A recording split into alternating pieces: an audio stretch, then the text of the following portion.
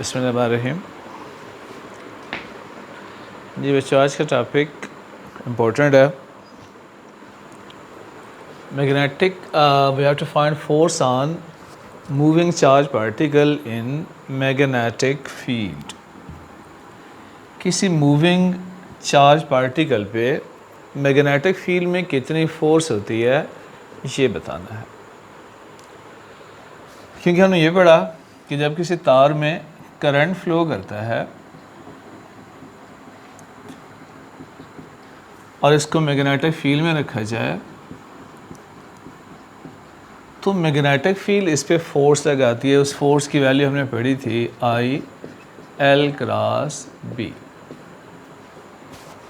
किसी भी current carrying conductor पे जो मैग्नेटिक फील्ड फोर्स लगाती है उसकी वैल्यू I/L/B तीन चीज़ों पे डिपेंड होता है: करंट, लेंथ ऑफ कंडक्टर और मैग्नेटिक फील्ड पे।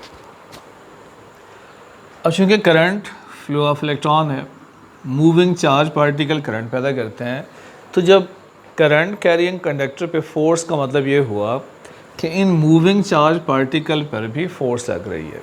हमें फाइंड करना है कि किसी सिंगल चार्ज पार्टिकल पे मैग्नेटिक फील्ड कितनी फोर्स लगाता है व्हेन इट इज़ मूविंग, जब ये चार्ज पार्टिकल मूव कर रहा है।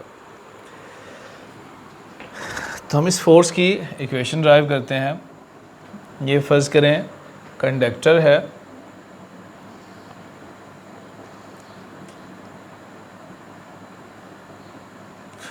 जिसकी लेंथ L के बराबर है और area of cross section A है। Let we have conductor with length L and area A। इसको रखा गया मैग्नेटिक फील्ड में।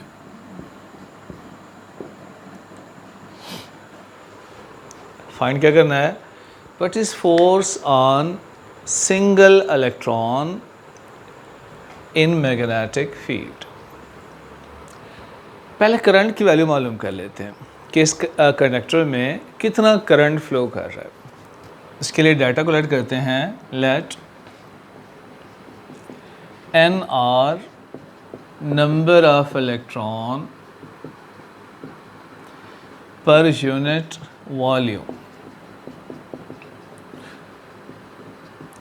क्योंकि कंडक्टर में जो करंट होता है it is due to motion of free electron. उन इलेक्ट्रॉन की तादाद फ़र्ज़ करें n है यूनिट वॉल्यूम में। n r number of electrons in unit volume. अब इस कंडक्टर की लेंथ L के बराबर है, एरिया A है, तो वॉल्यूम ऑफ कंडक्टर क्या होगा? Area multiplied length. जब वॉल्यूम 1 है तो इलेक्ट्रॉन की तादाद n है। अगर वॉल्यूम AL हो जाए तो इस AL वॉल्यूम में कितने इलेक्ट्रॉन होंगे? Number of electrons in volume AL कितने होंगे? अगर यूनिट वॉल्यूम में n है तो AL वॉल्यूम में कितने हो जाएंगे? NaL। ये इलेक्ट्रॉन की तादाद है, चार्ज नहीं है, इलेक्ट्रॉन की तादाद है।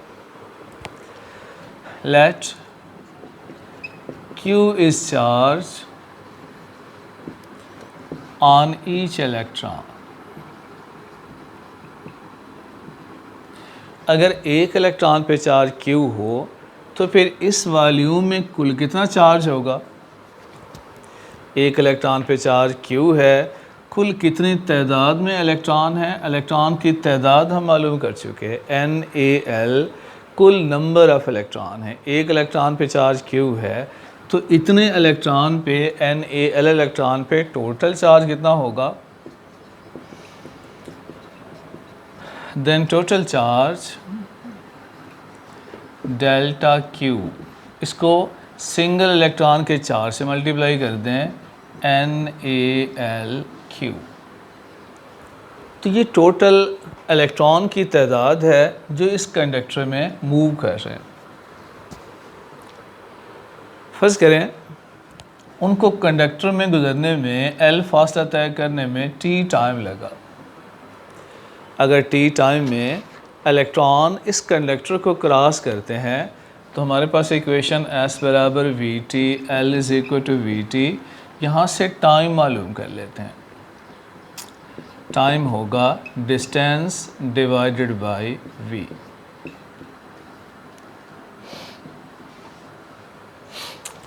तो टोटल चार्ज NaLQ, और इस चार्ज को मूव करने में कितना टाइम लगा, L डिवाइडेड बाय v।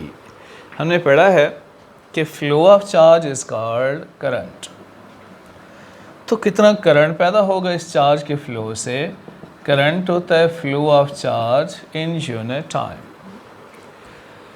इसमें चार्ज और टाइम दोनों की वैल्यू पुट कर लें, तो चार्ज होगा NaLQ divided by L over V।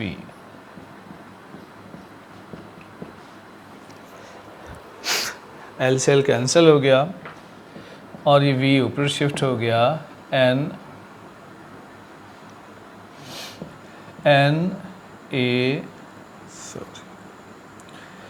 कुल करंट की वैल्यू बन गई I is equal to NaQ, V ऊपर शिफ्ट हो गया।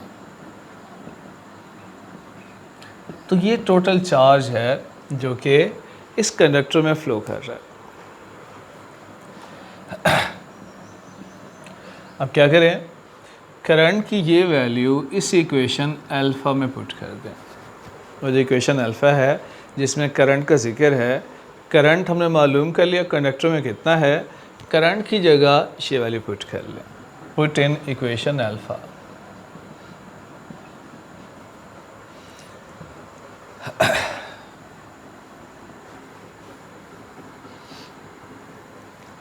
देन फोर्स इज I की जगह NaQV L क्रॉस B। ये फोर्स आ गई, क्रॉस प्रोडक्ट है, वेक्टर है। अब जो लेंथ की डायरेक्शन होती है, लेंथ वेक्टर है। वेक्टर में दो चीज़ें होती है, मैग्नीट्यूड और डायरेक्शन। मैग्नीट्यूड L के बराबर है, डायरेक्शन के लिए हम यूनिट वेक्टर लगाते हैं। So L can be written in magnitude and direction form L magnitude and L unit vectors direction। इसी तरह वेलोसिटी को भी वेक्टर फॉर्म में लिख सकते हैं। कैसे, वेलोसिटी की मैग्नीट्यूड v और वेलोसिटी की डायरेक्शन। वेलोसिटी हमेशा लेंथ की डायरेक्शन में होती है, तो दोनों की डायरेक्शन सेम होती है। जो लेंथ की डायरेक्शन है वही वेलोसिटी की डायरेक्शन होती है। तो मैं ऐसा करता हूँ NaQV, लेंथ को लेता हूँ magnitude and direction cross B। NaQ, L और V की जगह चेंज कर देते हैं, V अंदर और L बाहर।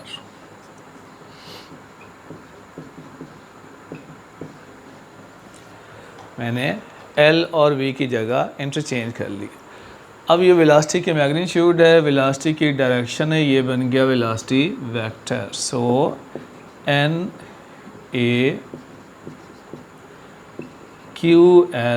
Multiply velocity cross magnetic field, ये फोर्स की वैल्यू है।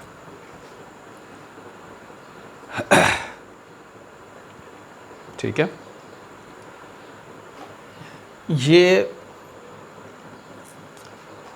कितने इलेक्ट्रॉन पे फोर्स है, कुल नंबर ऑफ इलेक्ट्रॉन हमने कितने कहे थे,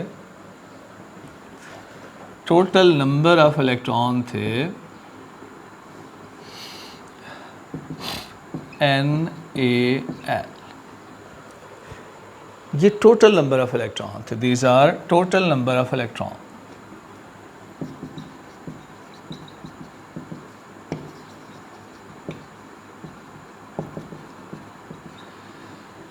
तो तमाम इलेक्ट्रॉन पे टोटल फोर्स ये है।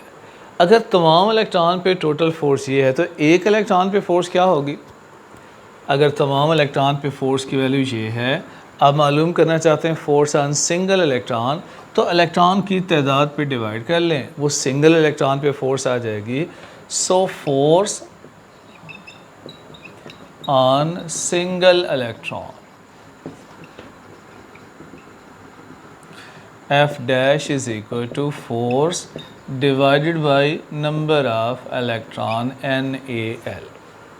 तो जब इस इक्वेशन को NaL पे डिवाइड करेंगे ये कैंसिल हो गया, बाकी रह गया Q V क्रॉस B। तो किसी मूविंग चार्ज पार्टिकल पे जो मैग्नेटिक फोर्स होती है उसका फार्मूला आ गया, और इसका फार्मूला है F is equal to Q V cross B। तो इसका डिपेंड भी तीन चीज़ों पर है, चार्ज की वैल्यू पर, velocity of moving charge particle and strength of magnetic field. तीनों की वैल्यू जितनी ज़्यादा होगी उतना ज़्यादा फोर्स एक्सर्ट होगी मूविंग चार्ज पार्टिकल पे। एक चौथी चीज़ भी होती है QVB साइन थीटा, और वो है एंगल।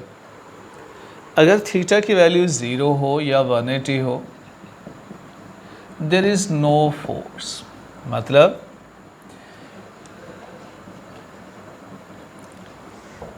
ये मैग्नेटिक फील्ड है, अगर चार्ज पार्टिकल की वेलोसिटी और मैग्नेटिक फील्ड सेम डायरेक्शन में हो, चार्ज पार्टिकल मैग्नेटिक फील्ड की डायरेक्शन में या उसके अपोजिट डायरेक्शन में है, तो फिर चार्ज पार्टिकल पे कोई फोर्स नहीं लगती, राइट। मैक्सिमम फोर्स कब होती है? When angle is 90। 0 और 180 के अलावा होगा तो फोर्स होगी। मैक्सिमम फोर्स तब होती है जब चार्ज पार्टिकल परपेंडिकुलर डायरेक्शन में मूव करता है मैग्नेटिक फील्ड के, तब मैक्सिमम फोर्स होती है QVB। तो ये मैक्सिमम फोर्स है। आप यूनिट भी देख सकते हैं मैग्नेटिक फील्ड का, यहाँ से B is equal to F divided by QV। Force का यूनिट न्यूटन, चार्ज का कॉलम और वेलोसिटी का मीटर पर सेकंड। सेकंड ऊपर चला जाए तो न्यूटन सेकंड कॉलम मीटर, इसे भी टेस्ला कहते हैं। तो ये भी टेस्ला है। इस टेस्ला को डिफाइन कैसे करेंगे? यूँ डिफाइन करेंगे कि 1 कॉलम चार्ज अगर 1 मीटर पर सेकंड की स्पीड से मैग्नेटिक फील्ड में दाखिल हो और उस पर मैग्नेटिक फील्ड 1 न्यूटन फोर्स लगाए, तो उस मैग्नेटिक फील्ड की स्ट्रेंथ को 1 टेस्ला कहेंगे। अगर 1 कॉलम चार्ज 1 मीटर पर सेकंड की स्पीड से मैग्नेटिक फील्ड में एंटर हो और मैग्नेटिक फील्ड उस पर 1 न्यूटन फोर्स लगाए, then strength of magnetic field is 1 tesla. तो ये इक्विवेलेंट है, बराबर है न्यूटन पर एम्पेयर मीटर के। पहले हमने ये यूनिट भी पढ़ा था, क्योंकि एम्पेयर किसके बराबर होता है? कॉलम पर सेकंड के। एम्पेयर की वैल्यू कॉलम पर सेकंड पुट कर ले तो यही आ जाएगा। F is equal to Q V cross B। Direction इसकी कैसे मालूम करेंगे भाई? Right hand rule. V to B, अगर राइट हैंड की फिंगर को रोटेट करें तो जो थंब की डायरेक्शन है ये फोर्स की डायरेक्शन होगी। लेकिन अगर चार्ज अपोजिट हो, नेगेटिव चार्ज पार्टिकल हो, तो फिर मैग्नेटिक फोर्स की डायरेक्शन रिवर्स हो जाती है। अगर पहले अपवर्ड है तो नेगेटिव चार्ज की वजह से डाउनवर्ड हो जाती है। एक बात याद रखिएगा,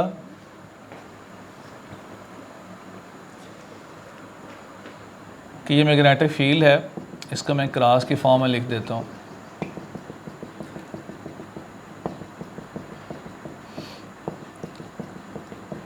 अगर कोई चार्ज पार्टिकल मैग्नेटिक फील्ड में पड़ा है तो मैग्नेटिक फील्ड कभी भी उसको मूव नहीं करवा सकता, इस पर मैग्नेटिक फोर्स नहीं लग सकती, क्योंकि मैग्नेटिक फोर्स हमेशा मूविंग पार्टिकल पे लगती है, रेस्ट पार्टिकल पे नहीं लगती।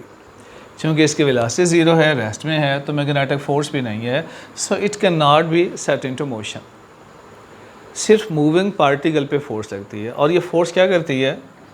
V वेलोसिटी से चार्ज पार्टिकल मैग्नेटिक फील्ड में दाखिल हुआ तो ये मैग्नेटिक फोर्स उसे सर्कल में ऐसे घुमाना शुरू कर देती है, गोया this is only deflecting force. जो मैग्नेटिक फोर्स है QVB, ये पार्टिकल को सिर्फ सर्कल में घुमाती है। It is only centripetal force. क्योंकि work done by centripetal force 0 होता है, लिहाजा इस पार्टिकल पे कोई वर्क नहीं हो रहा। क्योंकि वर्क नहीं हो रहा तो उसकी एनर्जी में इजाफा नहीं होगा। जिस वेलोसिटी से चार्ज पार्टिकल मैग्नेटिक फील्ड में दाखिल होता है, उसी वेलोसिटी से सर्कल में चक्कर लगाता रहता है। ना उसकी वेलोसिटी में इजाफा होता है, ना उसकी एनर्जी में इजाफा होता है। जस्ट उसकी डायरेक्शन हर लम्हे चेंज होती रहती है और वो सर्कुलर ट्रैक में घूमना शुरू कर देता है।